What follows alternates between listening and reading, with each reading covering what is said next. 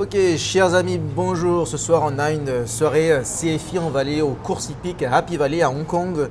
Et avant cette soirée, je retrouve notre ami Pascal, membre du CFI à Hong Kong, qui est arrivé il y a quelques mois, qui vient de Nouvelle-Calédonie. Et je voulais faire un point avec lui pour qu'il nous parle un petit peu de son histoire, la Nouvelle-Calédonie, mais aussi qu'est-ce qu'il vient faire à Hong Kong, son activité professionnelle, etc., etc. Bonjour Pascal, comment ça va? Bonjour Marc, écoute, tout va bien, tout se passe bien, il fait frais, il fait bon. Ouais, ça va, il Ouais. fait pas chaud, il fait pas froid, Ouais. ça va, j'ai une petite veste tranquille, on est en extérieur, Mm. on est dans une petite boulangerie française, d'ailleurs je vais manger un pain au chocolat. Et dis-nous, raconte-nous un petit peu ton parcours, ton profil, qu'est-ce que tu fais à Hong Kong depuis combien de temps, qu'est-ce qui t'amène ici? Eh bien en fait voilà, moi je suis arrivé à Hong Kong en juillet de cette année, après avoir passé 22 ans en Nouvelle-Calédonie. Ah, 22 ans là-bas, et Oui. avant tu étais où? Avant j'étais en France, en fait j'ai quitté la France dans les années 2002 exactement. 2002 et donc j'ai passé 22 ans là-bas, le temps d'avoir deux enfants, d'avoir des activités professionnelles, de découvrir un endroit paradisiaque où il fait très très bien, il fait très bon vivre. Et ensuite j'avais prévu depuis pas mal de temps de quitter la Nouvelle-Calédonie une fois que mes enfants seraient grands, seraient partis tout le moins faire leurs études en France. Et donc les événements qui se sont passés au mois de mai n'ont pas accéléré le déplacement, mais simplement ont fait en sorte que c'était le bon moment de quitter la Nouvelle-Calédonie. Et donc voilà, je suis arrivé à Hong Kong pour découvrir une nouvelle tradition, une nouvelle culture, une nouvelle langue, nouveau mindset, plein de nouvelles choses en fait. Un endroit totalement différent de ce que j'ai pu vivre durant plus d'une vingtaine d'années. Alors qu'est-ce que tu trouves de différent justement? Bon, on sait tous qu'il y a de grosses différences, qu'est-ce qui te marque le plus en fait, toi personnellement? Ce qui me marque en fait, c'est que c'est une totale opposition par rapport au système occidental. La première chose qui m'a interpellé quand je suis arrivé ne serait-ce qu'à l'aéroport, c'est le côté organisation, le côté carré des choses, et ensuite le côté sécurité, qui est apparu tout de suite en fait, ne serait-ce que de passer la custom, au niveau de tout ce qui est passeport et compagnie, c'est carré, voilà, on voit déjà toutes les technologies en place, donc c'est vraiment intéressant. Et ensuite, au fil des jours, j'ai divagué, j'ai marché un peu à droite à gauche. Et ce qu'il en ressort, je vais le répéter, mais c'est le côté sécurité où j'ai été impressionné par tant de choses. Et je pouvais circuler sans avoir aucun souci, c'était assez impressionnant, quoi. Voilà. Après, donc, ce qui m'a vraiment, vraiment marqué, à part ça, c'est le gigantisme en fait de Hong Kong, parce que tout simplement, moi, je viens de passer 22 ans dans une île où il y a 240 000 habitants, une île qui est à 3000 km de l'Australie et à peu près autant de la Nouvelle-Zélande, une île fantastique où on est loin de tout, mais où il fait bon vivre en étant loin de tout aussi. Ce qui fait que de 240 000 habitants, je suis arrivé dans un environnement où il y avait plus de 7 millions d'habitants, donc les changements ont été considérables à tous les niveaux. Mais comme je suis quelqu'un qui adore les changements et qui suis prêt à relever des challenges aussi passionnants soient-ils, eh bien disons que ce n'est pas un changement, c'est juste une évolution dans tout ce que je suis en train de vivre depuis des dizaines d'années. C'est pas difficile au début de s'adapter parce que tu viens d'un endroit où la vie est plutôt, la qualité de vie est plutôt bonne, je pense, plus de nature, etc. Enfin, d'après ce qu'on pense, parce qu'il y en a aussi à Hong Kong. Mais à Hong Kong, tu vois des gratte-ciel de partout. C'est pas dépaysant, c'est pas trop. Parce que moi, je connais des gens qui m'ont dit, ouais, ils aiment pas Hong Kong parce qu'il y a trop de bâtiments, c'est trop vertical, il y a trop de gens condensés. Toi, ça te dérange pas? Non, pas du tout, parce que si j'avais passé ma vie en Nouvelle-Calédonie, si j'étais né là-bas, oui, sans doute, ça aurait été un changement Tu as considérable. vécu à Paris? Non, en fait, Une grande ville en France? moi je suis vosgien d'origine, j'ai été militaire pendant 8 ans, donc j'ai eu l'occasion de bouger en France et en Europe. Donc j'ai vu des grandes villes, j'ai travaillé 1 an à Paris, bref. Bon, ça va. Et donc, au contraire, le fait d'arriver à Hong Kong a fait en sorte que C'était une nouvelle aventure, un nouveau challenge, c'est-à-dire qu'on quitte un endroit qui est petit, on arrive dans un endroit qui est totalement l'opposé, où on vit H24, où le pays est dynamique, les gens, ça bouge de partout. Mais en fait, c'est plus, comment dire, pas dire un changement de vie, mais moi je prends ça comme quelque chose de passionnant, c'est-à-dire c'est une nouvelle épreuve, un nouveau challenge. Donc il y a le passé, ce sont des expériences qui ont été vécues. Maintenant, ce sont des nouvelles expériences que je vis à Hong Kong. Donc pour moi, je dirais que c'est un nouveau moyen de croquer la vie à pleines dents, en fait. D'accord. Avant de parler de ton activité à Hong Kong, est-ce qu'on peut parler de ce que tu as vécu en Nouvelle-Calédonie? Tu as parlé rapidement de ce qui s'est passé en mai. Mais en fait, pour ceux qui ne comprennent pas trop, est-ce que tu peux résumer la situation en 2 minutes, quoi? C'est quoi la situation de la Nouvelle-Calédonie? Qu'est-ce qui se passe? Eh bien, en fait, l'année dernière, au mois de mai, il y a eu une insurrection, il y a eu des saccages, des destructions d'entreprises. Donc, l'économie s'est effondrée en quelques jours. Des milliers d'émeutiers sont descendus en ville, ont détruit tout ce qu'ils pouvaient détruire. Ont menacé des gens, ont agressé. C'est qui les émeutiers? Les émeutiers, ce sont pour la plupart des gens qui souhaitent l'indépendance du pays. Indépendance qui est souhaitée depuis plusieurs décennies, mais qui n'arrive pas donc aux yeux de ces personnes. Et il y a eu en quelque sorte une révolution, mais de la manière la plus brute qui soit, c'est-à-dire pillage de magasins, destruction, et ensuite tous ces magasins, ces entreprises ont été brûlés. Tout ça de manière assez organisée, puisque le premier soir, il y avait 4 ou 5 départs d'incendie, sachant que les pompiers n'étaient pas assez nombreux pour intervenir sur les 5 sites. Donc voilà, on peut penser qu'il y avait un petit peu d'organisation. Pourquoi ça s'est organisé cette année, l'affaire en mai, et pas il y a 2 ans, il y a 10 ans? Pourquoi maintenant? Quelque chose qui a déclenché ça? Il y a une décision du gouvernement, il y a une loi, il y a une proposition de loi, il y a quelque chose qui a... En fait, ce sont plusieurs éléments. Alors, je ne suis pas un expert dans le domaine, mais il y a la crise du nickel qui a démarré il y a plusieurs années et qui fait en sorte que l'économie du pays a diminué. Comment dire, ça remonte à très loin en fait. Ces événements, c'est un petit peu comme une cocotte minute qui a explosé durant le mois de mai. Voilà, donc il faut lire, il faut regarder des reportages, il faut lire des articles sur vraiment les raisons pour lesquelles tout ça s'est produit. Mais mon opinion, c'est que la cocotte bouillait et elle a explosé, et l'explosion a été dramatique, puisque depuis, on estime à une quinzaine de milliers de personnes qui ont quitté le territoire. Il y a eu plus de 900 entreprises qui ont été brûlées, qui ont été détruites. Il y a beaucoup de gens qui sont partis, que ce soit aussi bien des retours sur la Polynésie, des retours en France, qu'ils soient définitifs ou temporaires.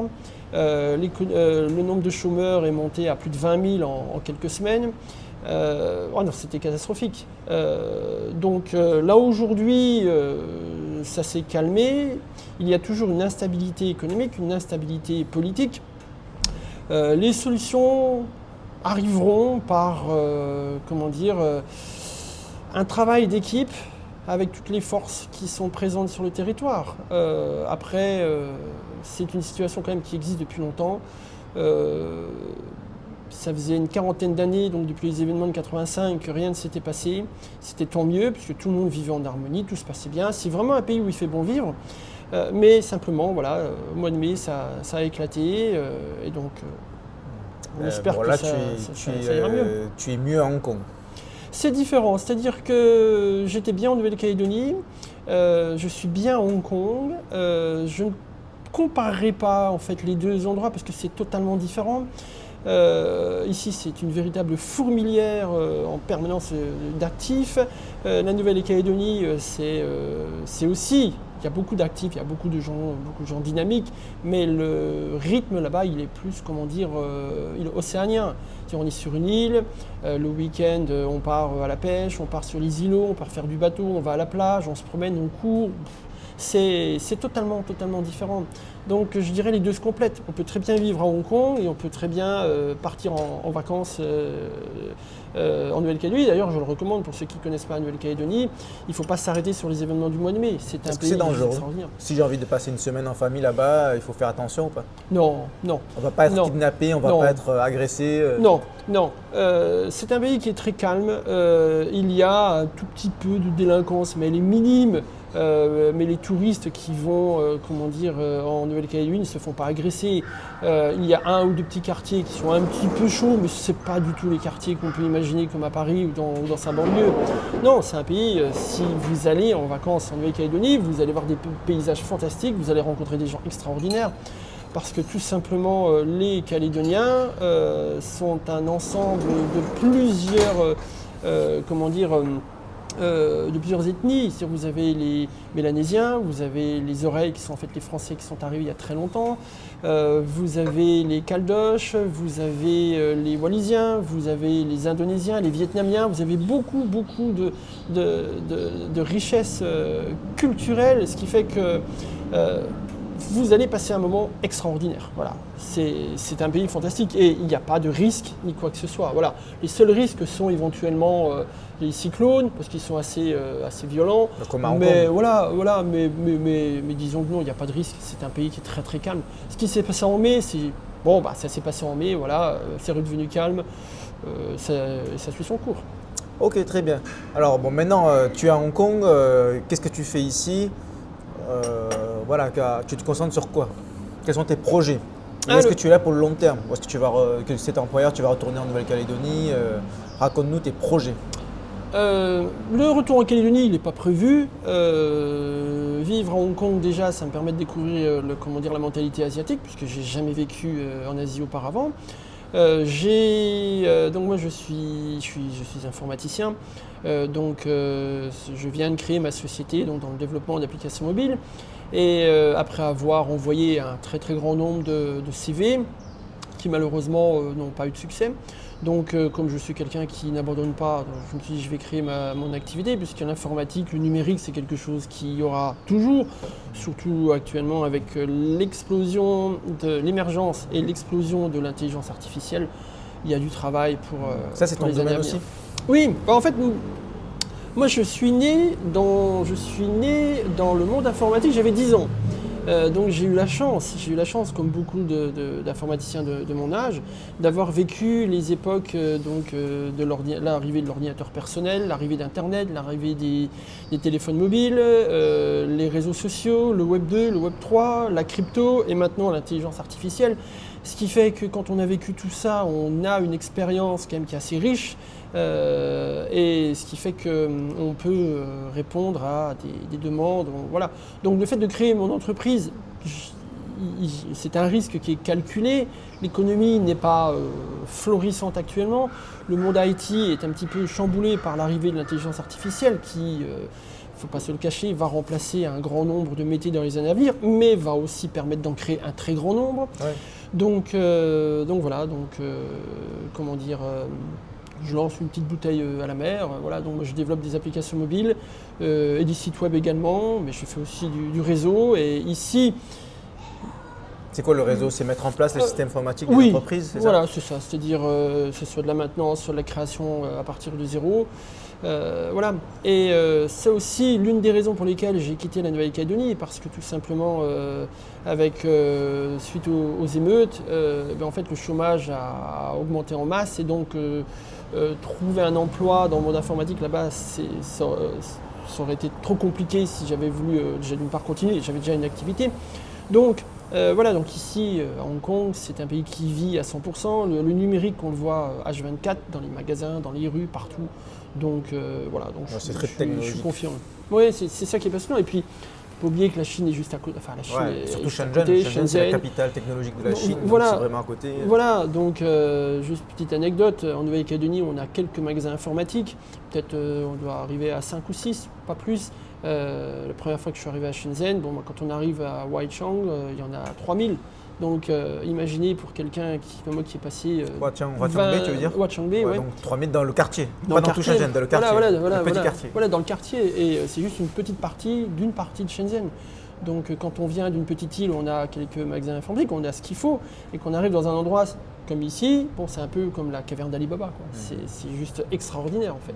Et ce qui fait que ça ne fait pas peur comment dire, de se mettre à son compte et de trouver des clients, parce qu'en fait c'est un environnement où de par son dynamisme, les gens sont ouverts aux technologies. On peut réfléchir à des solutions qui ne vont pas paraître pour des solutions d'extraterrestres dans d'autres endroits de la planète. Oui, parce que là, les gens ont l'habitude, ils savent ce que c'est. Voilà. Alors que peut-être en Nouvelle-Calédonie, tu dois expliquer plusieurs fois aux gens ce que tu fais, Oui. à quoi ça peut leur servir, etc. Alors là, les gens, ils savent déjà ce qu'ils veulent. Voilà. Donc, et puis le marché est plus gros, bon, logique. Ce que je pourrais dire par rapport à ça, en fait, c'est que je pense que tous ceux qui ont vécu sur les îles ou les outre-mer durant au moins une dizaine d'années ont ressenti la même chose. Ou peut-être, c'est que moi, pour ma part, on a l'impression de régresser au bout d'un certain temps. C'est-à-dire que passer 20 ans dans un pays où on est obligé d'attendre 1 mois, 2 mois avant d'avoir des choses qui en plus sont taxées par les frais de douane, donc qui arrivent à un coût très élevé. C'est frustrant.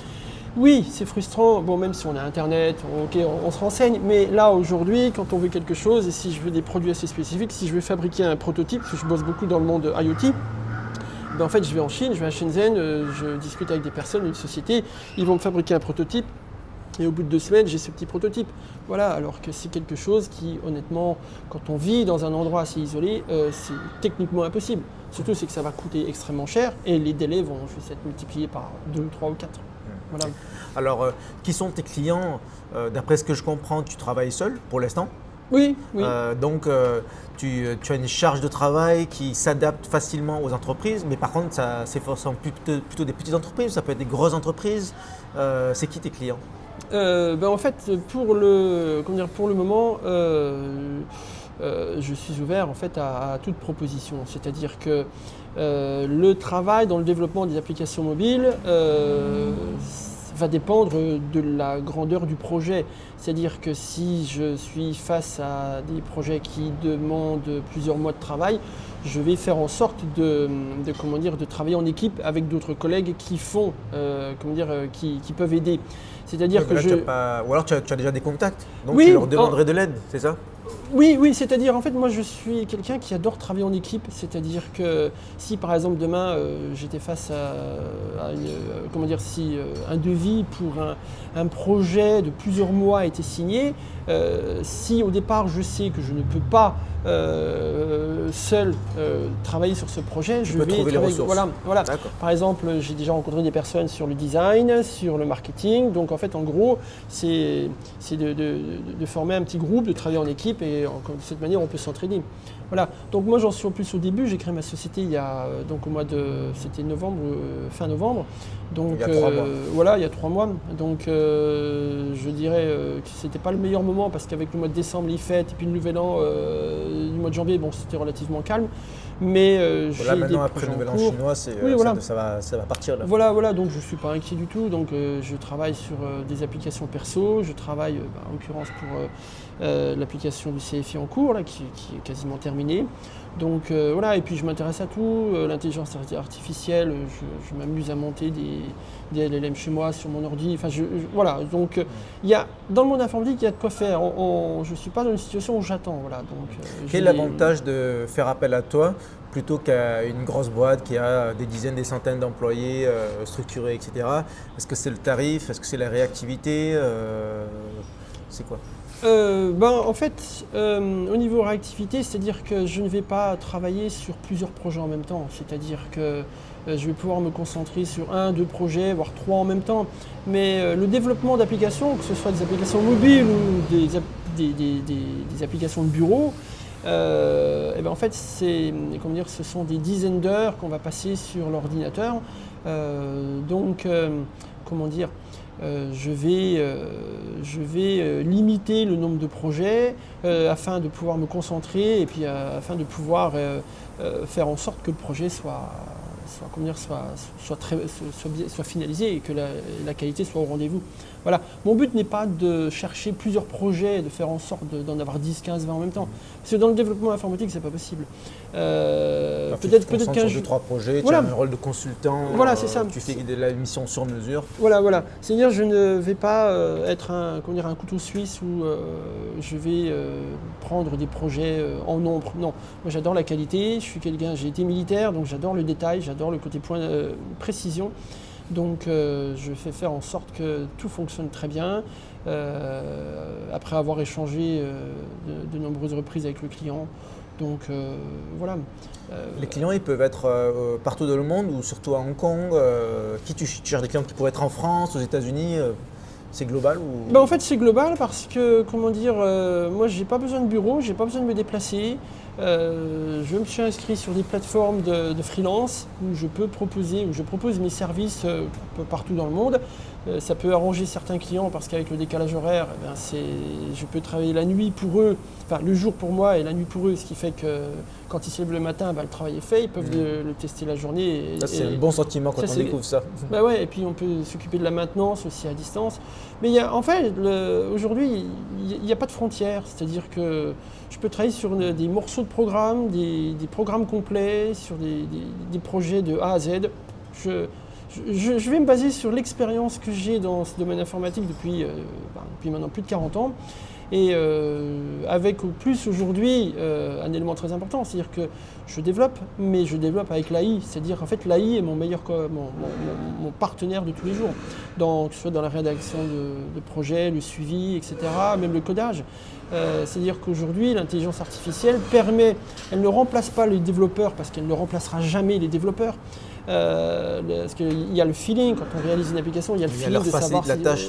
Voilà, ça facilite, c'est-à-dire sur les tâches un petit peu rébarbatives, je travaille avec des AI qui me réalisent toutes les interfaces de mes applis et moi je me concentre que sur la partie back-end ou que sur la partie moteur même de l'application, ce qui fait gagner un temps fou.